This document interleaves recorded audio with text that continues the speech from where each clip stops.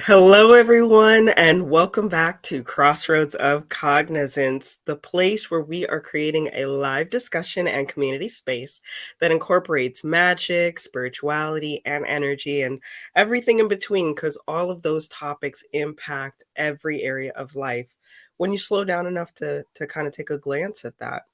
So, today we are going to be talking about magical crisis management. But before we get too deep into that topic, we have some introductions to make and things to go over.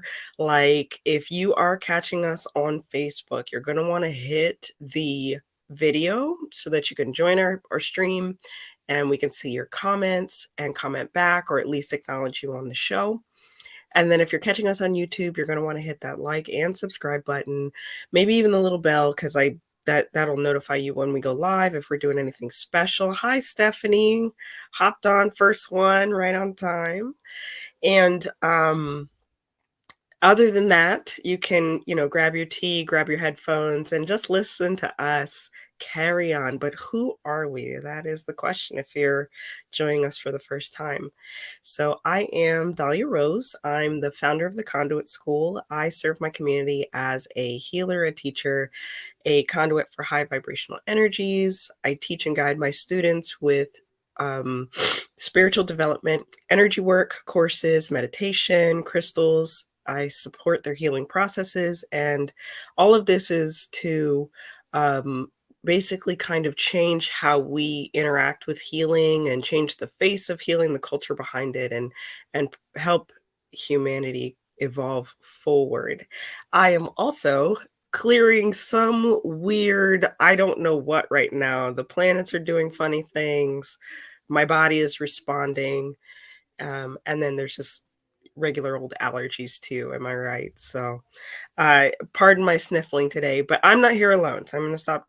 I'm going to stop babbling and let one of my favorite people take over. My name's Katrina Rassel. My greatest accomplishment to date is that I'm Stephanie Goff's friend. I am the co-owner of CrossroadsOfCognizance.com. My husband and I offer handmade magical items and products like Florida water and Chinese wash and magical sprays. And he hand makes our incense and hand dips it and cures it. And because it's ailing, so he has to cure it. Ha ha ha.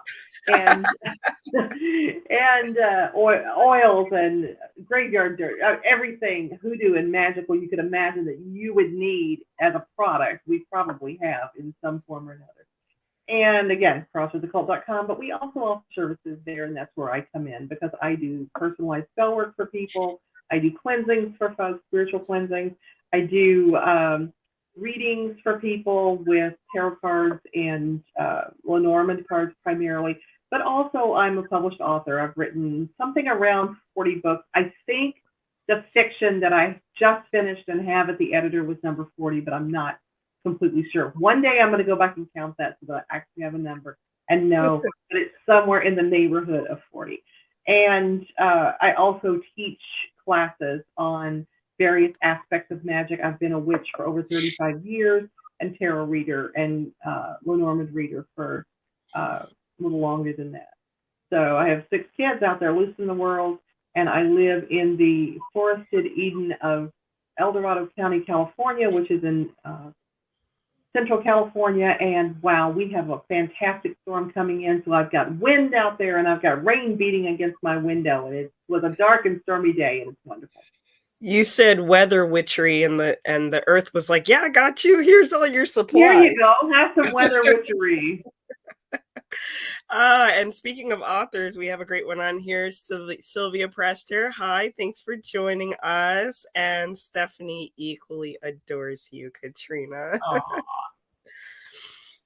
So Stephanie is actually an artisan, and she, in addition to being an artist that actually produces beautiful paintings, she is the owner of Odd Dog Studios, and she makes these amazing, I want to say ceramic, correct me if I'm wrong, Stephanie, but clay formed art pieces that are out of this world. And she provided the artwork for Crossroads that we hung in our gallery. And I gotta say, and I know that you stoneware, thank you, that's the word. Um, I know, Dahlia, that you have a similar experience, that we have just been blessed to meet the most amazing people and to have wonderful folks in our network, whether it's in person or online outreach. We just happen to filter through some of the best folks in the world. However, there's a flip side to that, and people often look at the life that Dahlia has and the life that I have and the things that we do, and they think, wow, I wish I could do that. And I wrote an article for Pathio sometime back talking about the 5 things that every witch wants to do. And I hope I can remember them all because it was a really long time ago, but it was write a book. Every witch intends to write a book, host a festival, own a metaphysical store, run a coven, and holy shit, I can't remember the 5th thing. But we and I have done most of those things, and so we have accomplished a lot of the goals that witches set out to do. And that, don't get me wrong, that is so rewarding, and we are so grateful. However, one thing that a lot of people don't catch when they're looking at their mentors, when they're looking at the people they admire, when they're reading that book that their favorite witchy author wrote, is the idea of crisis and the way that crisis is managed on a magical level.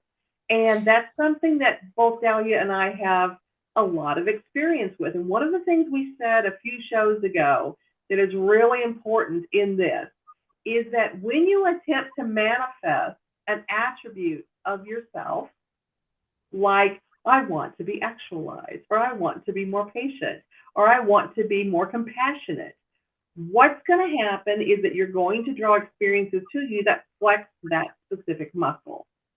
Mm-hmm. How are you going to become more patient if you are not given experiences that are going to induce patience? And I have people coming to me all the time saying, I just want to manifest joy. And I look at them and I take their hand and I say, honey, no, you don't. You think you do and you don't. Because say that, put that out there in the universe. The universe is going to get rid of everything that's causing a detriment to your joy.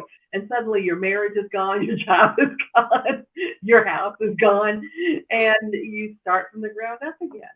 Now, every crisis that you're going to encounter is not about something you tried to manifest. That's one thing that can happen. But the one thing I want to point out, and I'm taking a really long way to get back around to it, is that when you're looking at me or you're looking at Dahlia or you're looking at other people and you're thinking, wow, I appreciate what they've got to say. They say smart things. We have crisis that goes on in our lives. And we have had lives sometimes built on crisis. A lot of times the place where we are is there because it's born of crisis. A lot of healers come to crisis out of grief or out of pain, or come to healing out of grief or pain. So we do have experience in this. I used to teach a class called The Art of Unscrewing Your Life. And the forerunner word of that was uncrossing, because a lot of people think of crossings as psychic attack. And boy, sometimes it's just something you're doing to yourself. But I'm babbling just to say our topic for today is magical work during a crisis. How do you do it? What do you do? How do you magically manage a crisis? And to tell you that, oh boy, do your hosts have experience with this mess? Because I think between the two of us, we have probably endured almost everything a person can go through, except for the loss of a child. I think that is a really critical experience that is its own deal. But that's one I have not yet experienced. I have not either, at least not intentionally, either through, choice or through, like, when the body rejects the baby kind of thing. but I sat back, I was looking back and I was like, Jesus Christ. Like, you don't really stop and consider things like that My until somebody therapist brings did it up and for then you me. go, huh. My therapist said to me, because I wrote a book called Leaving Kentucky in the Broad Daylight that is about my life up to age 16 when I left Kentucky, got married, and went to Guam. I mean, this was my crisis management: get married and move to Guam.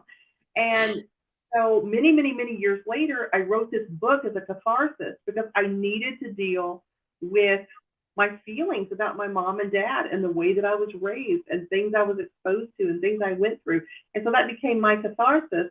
But aside from that, when I got therapy, 20 years after writing that book and 50 years almost after it happened, my therapist just kind of, so she'd read the book, looked at me and said, do you ever really stop and look at what all you've gone through and the trauma that you have experienced? And if you were to write it down, they have the list of, the most the stress levels of different experiences. And she said, you just tick all the boxes. And some of those things you've done simultaneously. And I listen to you, Dahlia, and I think about some of the traumas that you've gone through, and you talk about them like, and then this happened, and that happened, and this happened. And It's I'm very just like, practical. This is life, you know? and it does become that, doesn't it? It It does. gets to where, life is crisis. And I have kids right now that are older, that are in their 40s, and I have kids right now that are younger, that are in their 20s and going into 30. Mhm.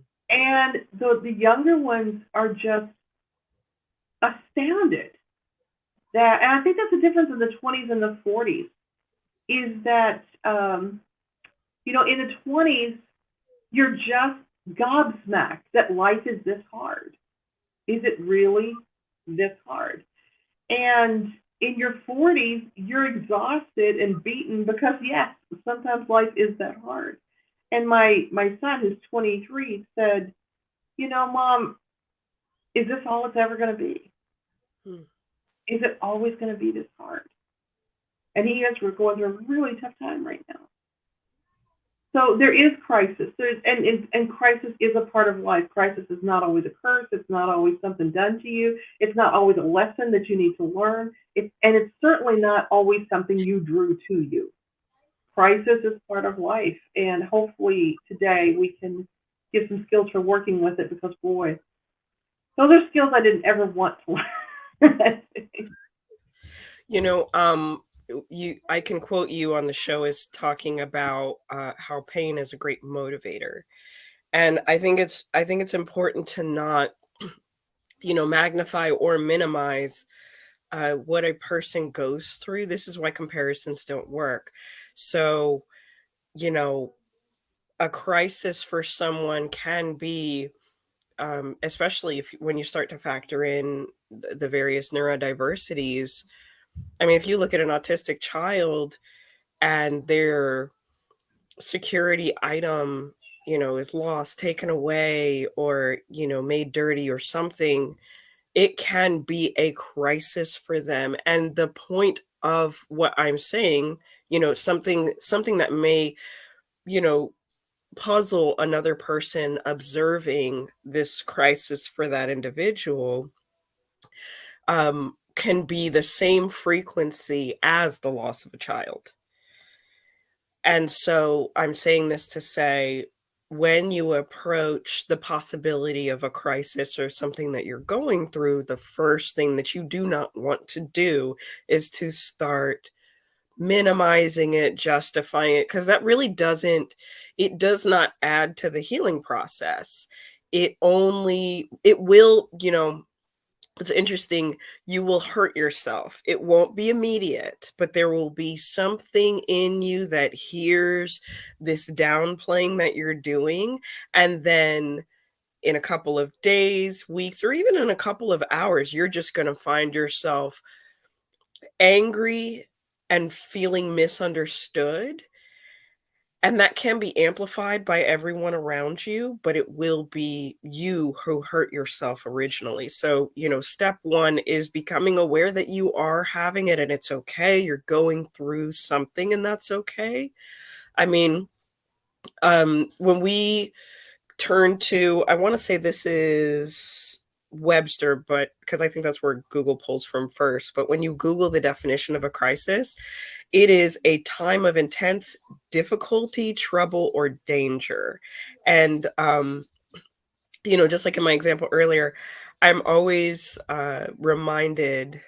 Not I'm always reminded. One of the examples I like to go to is like when my kid, my oldest, my Pisces, who um, shout out to all the Pisces who are going through their Saturn return right now. I feel you, I see you, and I'm sorry it's happening. I remember what that was like. But um, when he was in kindergarten, his dad had taught him how to punch because I don't know, that's what dads do, I guess. And his dad said to him, "You only use this when you feel like you're in danger." And he was being picked on. And for him, that was dangerous. And so he started punching people as the response. Now, sane parent is like, listen, dude, you can't go around doing that. But we had to have a discussion about what he was feeling and identify the feeling as, something more complex than danger, like embarrassment or something like that. And so I say all of that to say, don't try to justify what you're going through, identify it first, and then move forward. You know, one of the things that really resonated with me is when you're talking about people minimizing the crisis that they're in. And, sometimes we do that to make it feel like it's more manageable. And Mm, that, to put it in a smaller cubby than what it needs to be in. And when you're talking about how that's going to come back and bite you in the ass later, one thing that really resonated with me is that a person that says, "Oh, it's not so bad. I just need to man up and, not man up. That's a really sexist thing to say, but I need to so be entirely stronger and not be affected by this. I just need to get it done. I just need to get through this and work on it."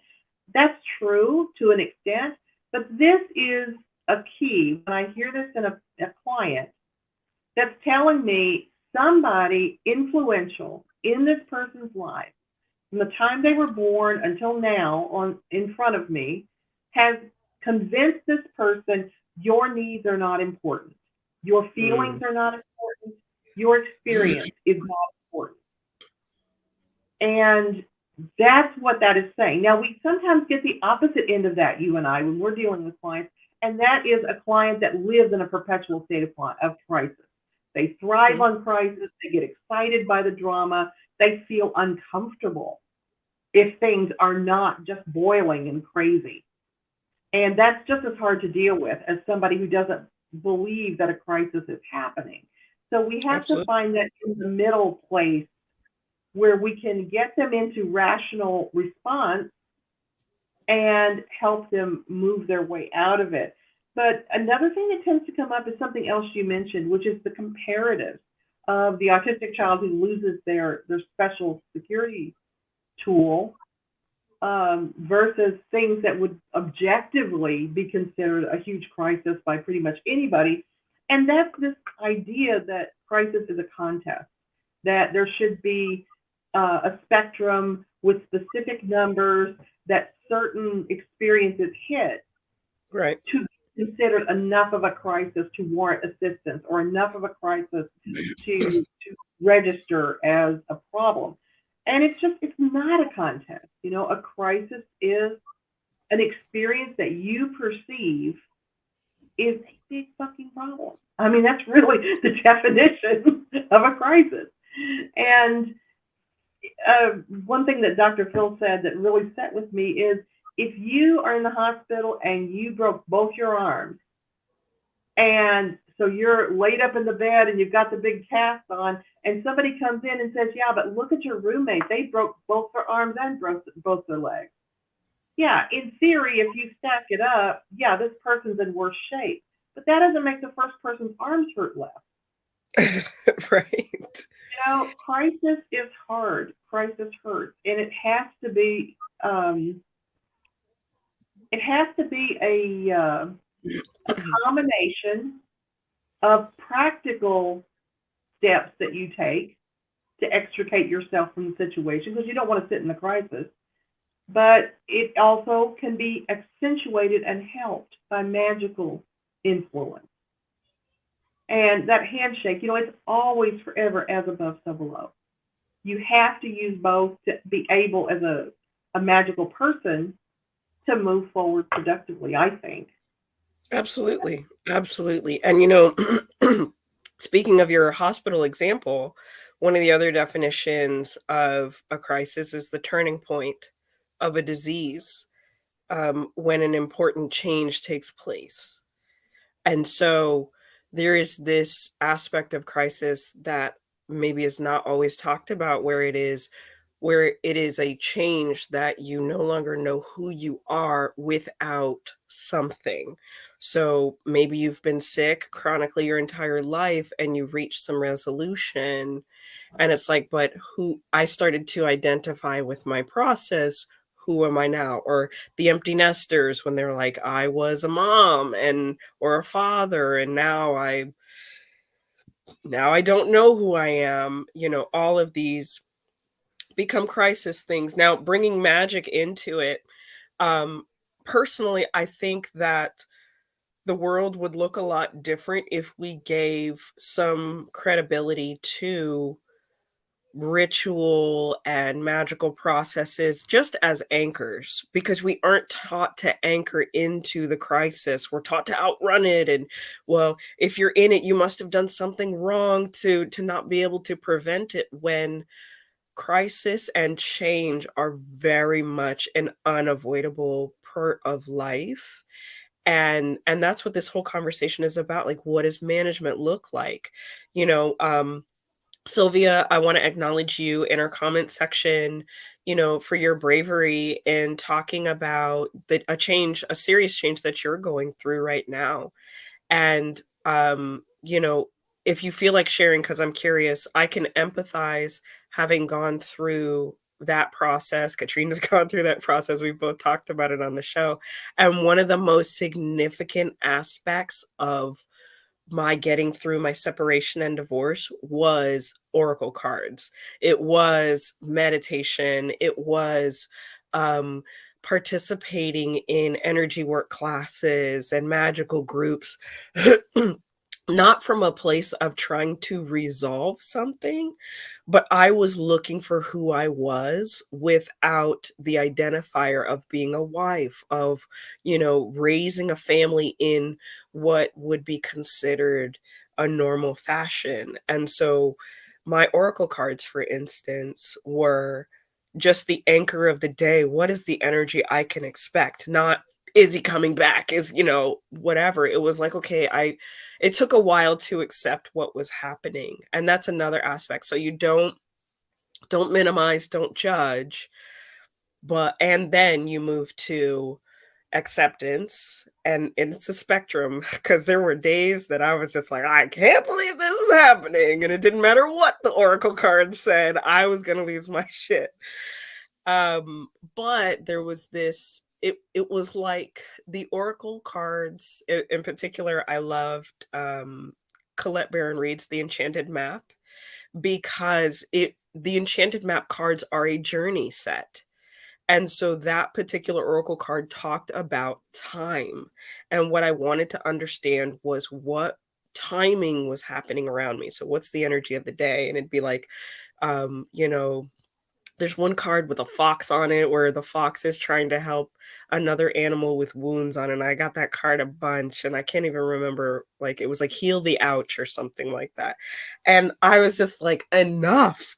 But reaching for these cards every day, it anchored me into a process that was stable as the chaos of the crisis was. I mean, who knew what was going to happen? Either I was going to get talked to, yelled at, or it was going to be like, well, do we really need to, or what plans do I need to make? But those cards were an anchor for me. It was like having a friend in my life that I could have a conversation with, and you know get some insight on, and speak to my subconscious mind, because we know that's a factor in cards. Thank you. Thank you for elaborating. So you've been meditating, doing oracle cards also. And wow, some really powerful, vulnerable shares here. I mean, um, those kinds of meetings, Al-Anon and going to counseling, that's not talked about either, because there's so much shame around, going to those kinds of things. And so I, you know, congratulations on talking about these things and taking really, really powerful steps, because one can reach for the oracle cards and do the meditating and stuff like that, but to heal some of our other challenges that may be oppressing us from a physical, mental, emotional, mental health standpoint, absolutely incredible. So thank you. I went the opposite direction and um, had a situation where my marriage, well, it backed up a little bit before that. I talk about this in a few of my books.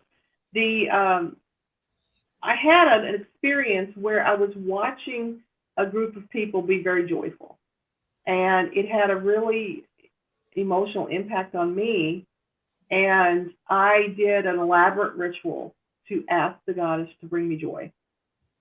And right away, I mean, within a month, my husband was leaving me for somebody else, just very unexpectedly, very blindsided.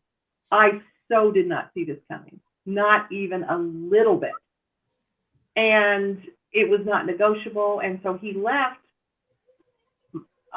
me and our 4 children.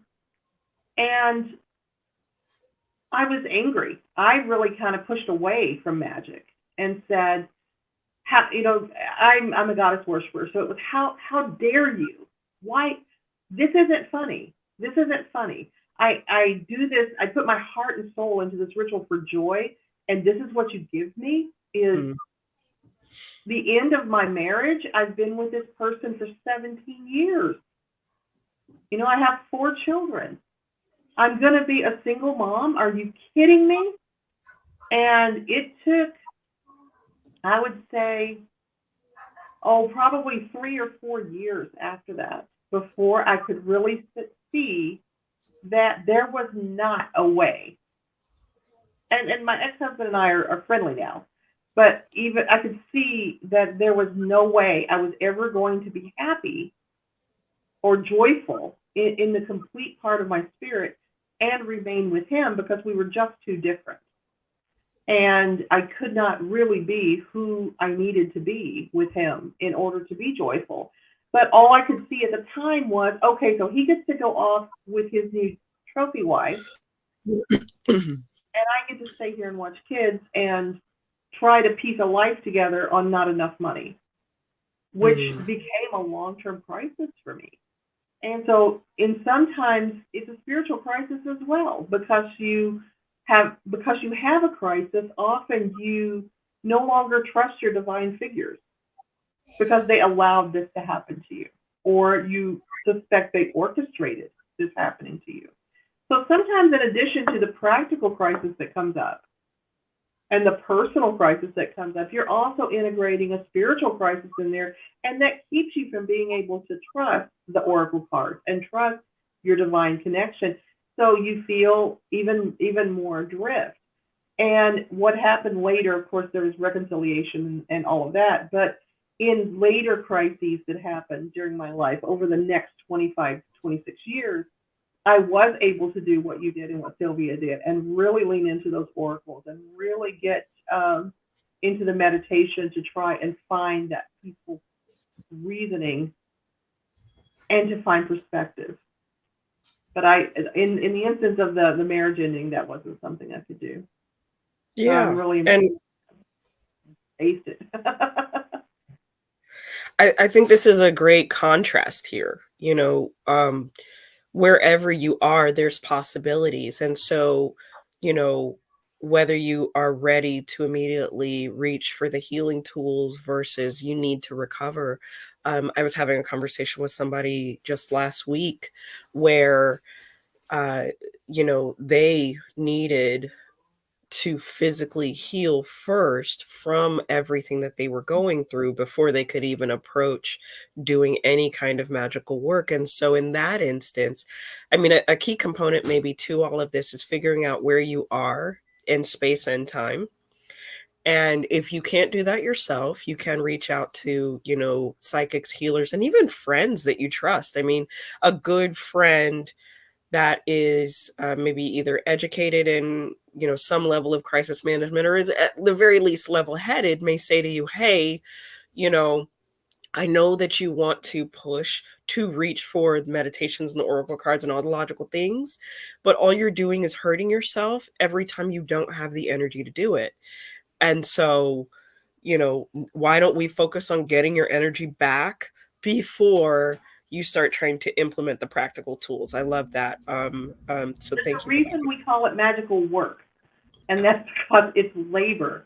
And when life has just used you as a pinata and you're broken and bleeding in your spirit, in your heart, on your body, however it might be, that is not always the best time for you to do the magical intervention that you need. And yeah, that's when you call your people around you. That's when you ask who it can hold space for me.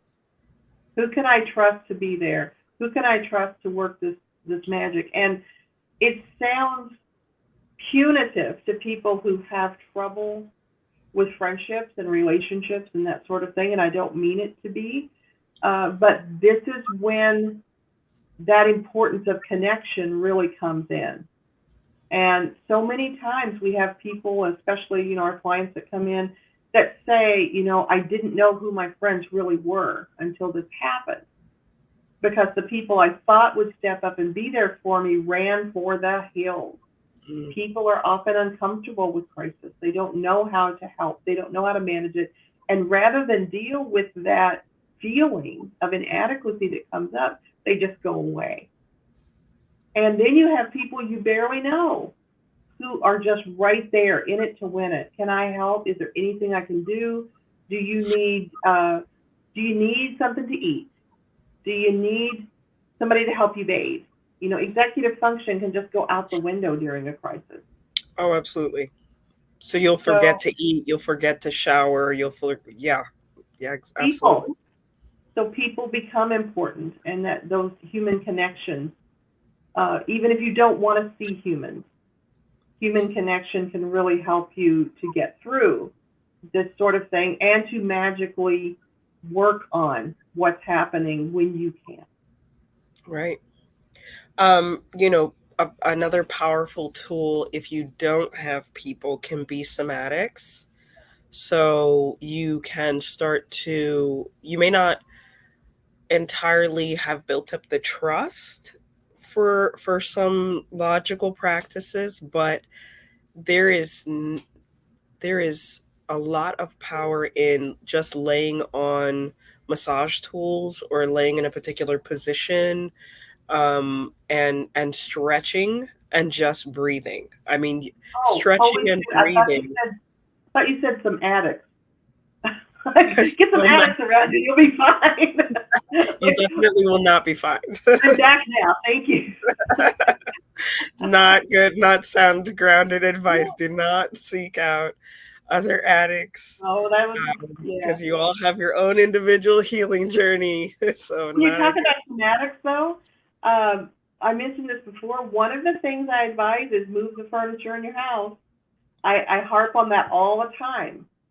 But if you are confused, if you feel like life has just turned you upside down and you don't know what's what, move the furniture around in your house so you have to literally take a different route to get through your home. And that retrains your brain to the idea of we're doing something different now.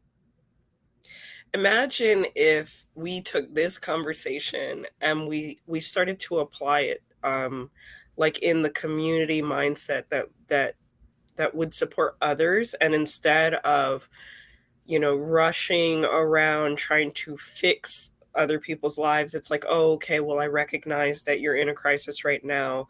I'm in charge of meals because I know how to cook. The other person is, you have a couple Virgos in your life, so your house will be clean. You have a Capricorn in your life to let you know kind of how you can manage work crises and what you can get away with. Um, you know, it's important to have community, and it's important to be there for yourself. And part of crisis management, as we're saying these things and giving these tools, is a spectrum of these things, and their availability in your life, and whatever that means for you, for sure. So as far as crisis management is concerned, yet another one very basic thing is water. If you are dehydrated during your crisis, your brain will not function well. You will be even more tired. Organs will start, having trouble. I won't say failing, but they'll start having trouble. And so even if you manage to just get 8 glasses in a day, that's a win during a crisis. You know, it really sometimes in crisis comes down to the fundamentals. And that is the best place to start, I think. And a couple of ways that manifests, yes, drink water, get sunlight, connect with a person that day. Do not isolate. Isolating in a crisis is not healthy. You are not going to usually take yourself anywhere good. And you need a witness every day. Um, the other thing that I would say is helpful is, you mentioned journaling before, and journaling definitely helps, especially private journaling that nobody else is going to see.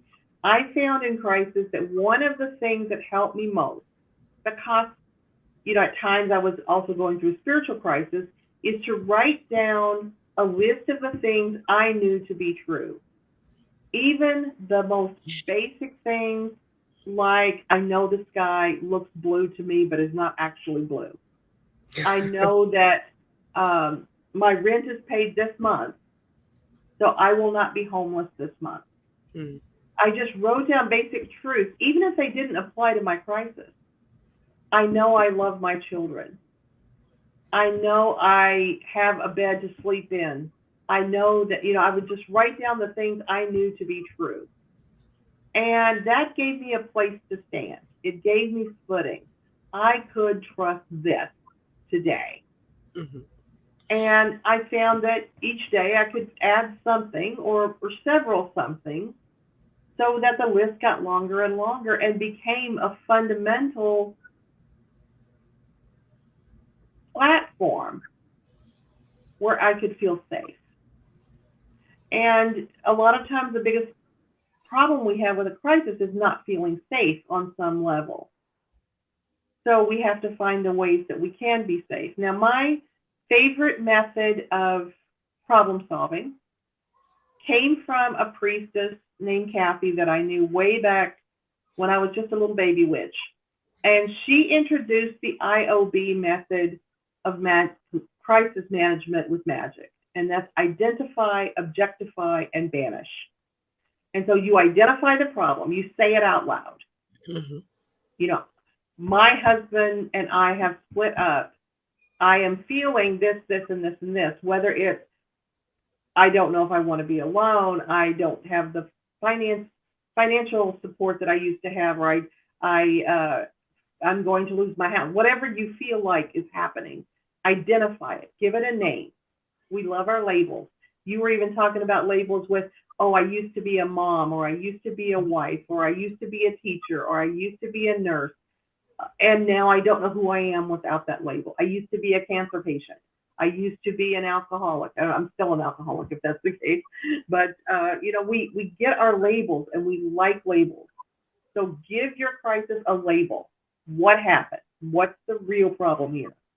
And then objectify. Stand back away from it. See if for a few minutes you can push the emotion of it aside and just look at it.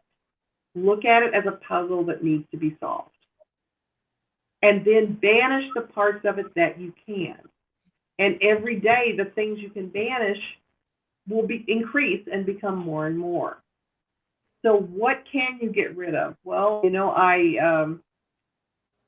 I had again, let's say with the idea of my relationship ended, what can I banish? Well, I've still got his clothes here, and that's bothering me.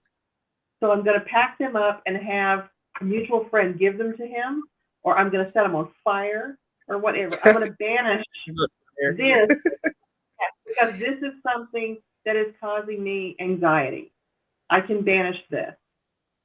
What else can you? You know what? We can talk through lawyers. I am going to block his number from my phone so I don't have to sit and look at the phone and wonder if he's going to call. Think of the things you can banish that are causing you anxiety.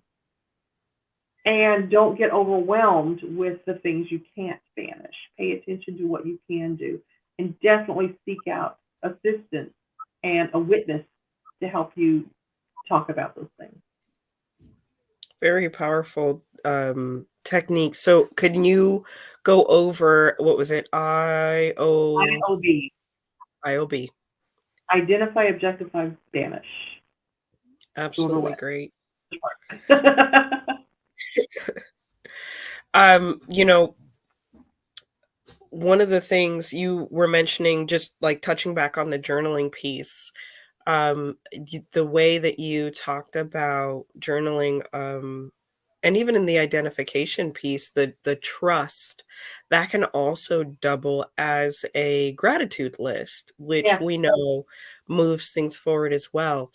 I can trust that, I know these things are going to occur, or that I'm not going to be homeless this month, or, I have enough gas in my car today. And you can double that up and say, I'm grateful for the ability to continue my life in this way. That building of trust was absolutely pivotal in my divorce process as well. I did not know who and what to trust, and at the same time that I was going through my separation and my divorce, I was opening up spiritually, because one of the reasons that this was occurring is we were growing apart, and we were growing into separate people. I was growing into this magical person, and he was doing something else. And in that process, learning to trust the magical crisis that was going on, because you had mentioned that, you had touched on that a little bit earlier as well. I wish I had had IOB, and maybe on some levels, like, I didn't have the organization of it, right? But um the magical crisis is an interesting one, because everything that's taking place is, generally speaking, positive, but you can feel a bit crazy. You can feel like, okay, that man might be, what did you say? That man might be blue, you know? And the misconception of what I've been seeing all these years are these few spectrum of colors.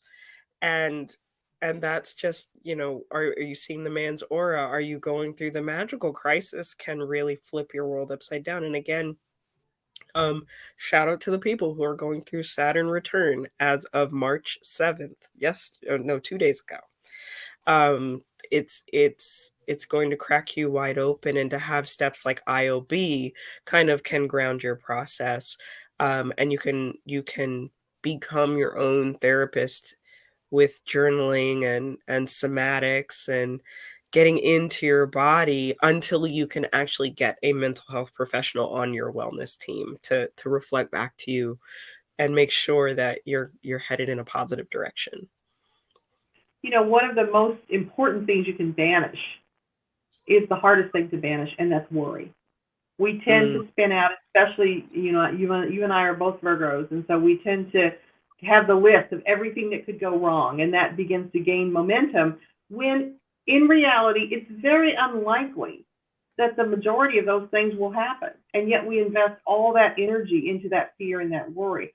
And I mean, and crisis is a lot of triage. it's a lot of what do I need to worry about right now? What do I need to prioritize right now? Especially if it's an unexpected crisis. Now, a lot of people know that in August of 2021, my house burned to the ground and it was catastrophic. We lost everything we couldn't put in a car. And we had lived in that house. We raised our children in that house. We lived in that house for 17 years. 17 seems to be my magic number. For 17 years, I lost, my mother and father are both dead, and I lost everything I had that belonged to them. It was packed in a special trunk in the shed that I literally couldn't get to in time. I lost all of those little plates that the kids made in school that had their little hands on them. I lost the samples of their handwriting. I lost their baby books. And it's because, again, packed safely so nothing would happen to it in a special trunk in the shed, that when it came to it, there wasn't enough time to grab the things. You have a list. Of course, we have lists. We're Virgos of all the things we need to grab. If, God forbid, anything should ever happen, the list just went out the window. It wasn't there. My passport was literally on my brand new Kindle on my desk when I went out the door. Completely just put it there to get it and didn't pick it up. So losing everything, a lot of people were trying to be kind and saying things like, it's just stuff. At least you and your pets are safe. It's just stuff. You can replace it. Well, you know what? Some of it I can't. And it is just stuff. It's just stuff. You can't take it with you. No, I can't now. And again, that's another way that people minimize. Just like with miscarriage. Oh, you can have another. Well, that doesn't stop this from hurting. Please don't ever say that to somebody. No, but people say things trying to help that minimize what you're feeling and the crisis you're having. So we had to really go through, we are now homeless. So we had to go through the idea of, okay, what are next steps? What does a person do when this happens? And you don't always have the opportunity to pre-plan your crisis. You have to do it sometimes on the fly, after it has occurred or while it's occurring. And so IOB can get really dicey when you're having to triage things that feel important, but maybe are not as important as what you're experiencing. The fact that I lost those family heirlooms was huge for me. That was heartbreaking, and it was a lot of what I felt. I thought about the banister my kids touched every time they came down the stairs. I thought about the door facing that had their heights on it from the time they were itty bitty until they were grown adults. And all of those things felt huge. But you know what? What was more important was finding a house to live in. What was more important was making sure we had things like soap and shampoo and the stuff you don't pick up on your way out of a house where a wildfire has suddenly turned and is going to burn you down. So it's important to have that sense of triage of, okay, what's important right now? I can grieve this later. What do I need to do right now? And that can be one of the hardest things you do. And to banish the worry of, but what if? But what if we can't find a house? There are literally thousands of people that are looking right now for a place to live. So triage is important. Networking is important. People that step up. My mother used to do a thing to, as most of you have guessed, I'm from the South. Our mothers were very invested with how we turned out. Not that in other areas they're not, but it sometimes was very punitive in the South. And so my mother would stand behind me, and if somebody offered me something or gave me something, I would go into the demure, oh, well, you didn't have to do that. Well, I just could never. No. And my mom would hit me in the back and say, just smile and say thank you. And that stuck so strongly in my head. And when we lost the house, people stepped up that we didn't even know knew us and assisted in every way possible. I have a table and chairs. Do you want it? I've got dressers. Do you want them? I've got a bed. Would you like it? And it was really hard because I was raised with a lot of pride to just smile and say thank you and just really feel the love that and the compassion that came behind that. That's really hard. People want to be stoic in a crisis. They want to be, no, no, don't worry, I'm fine, because they don't want to be beholden to somebody, or they don't want to appear vulnerable to somebody. But listen to Judith Chapman, smile and say thank you. You need help. You know, you might have come to the show expecting, like, okay, the next time that I have a crisis, I'm going to implement all these things. And I think it's important that we highlight exactly what, Katrina and I have been saying throughout the show, is that one, there's a spectrum of all of this, and all the preparation in the world is not necessarily going to allow you to know how to move once the crisis actually arrives. I mean, everybody probably does have a plan in their head for if their house ever burned down because they've seen it on a television. But when you're actually approaching that crisis, it's not like it is in the movies. And so ultimately narrowing down what crisis management is, I think Katrina said it perfectly. It is triage. It is, what do I have available to me today or even this hour, and working with what you have. If you only have a can of beans to your name, that's a very important can of beans, and nobody should be coming in, telling you differently. Or and I would say, if this feels important to say, as I was saying, nobody should be coming in and telling you.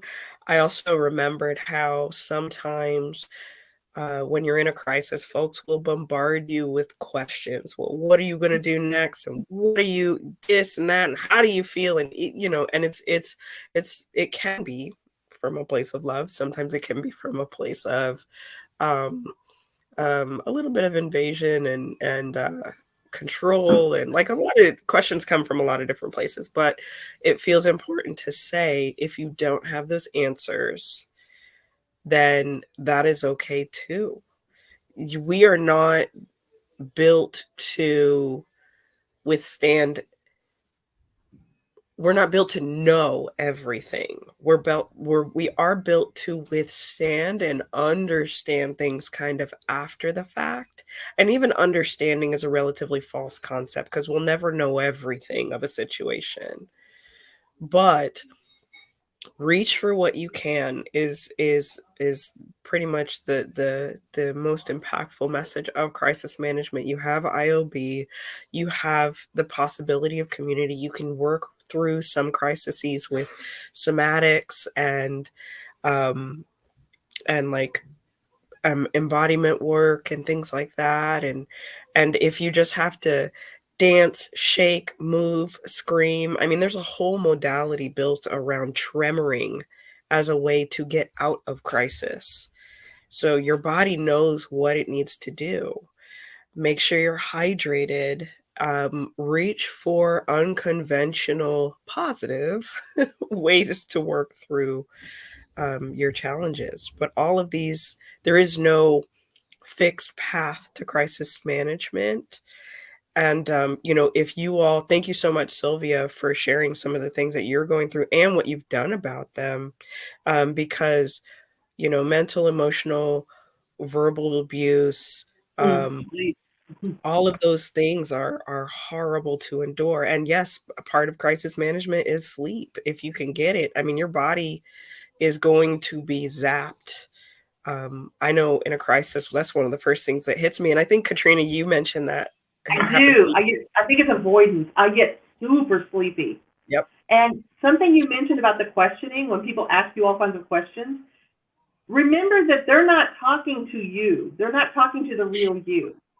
So when you don't have those answers to even the simplest things, please don't be hard on yourself. There's something that happens in crisis that I call the dumbing. And it's when you freeze up, and it's got to do with the way that the amygdala responds to crisis. It's going to fly open. You're going to go into that fight, flight, or freeze. And that's not given to intellectual or emotional response. And it comes from the times when we had to fight, when we were on a battlefield, or we're fighting wild animals to get food, or whatever it might be. We can't stop and think and analyze and be wise, we have to just swing that sword. And so you're going into a survival mode that doesn't involve good rational thought. So when those people are bombarding you with questions about what are you going to do? Is there anything I can do? Is there anything I can do? And you're like, I don't know. I don't know what you can do. You know what? Why don't you think of something that you can do and do it, and I'll let you know if it was good or not. Because you don't have those answers. The dumbing has fallen upon you. The And dominating. the dumbing has fallen upon you. And all you can do is just trial and error and see what works for you and go with that. And sometimes what works for you is going to be something you didn't expect from someone you didn't expect. So open to solutions. That can be a wonderful prayer, is just to pray for solutions and the ability to recognize those.